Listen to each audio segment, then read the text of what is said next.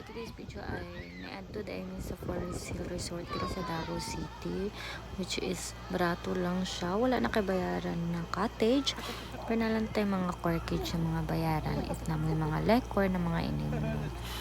Tapos yung entrance nila is very affordable, 150 lang siya per head.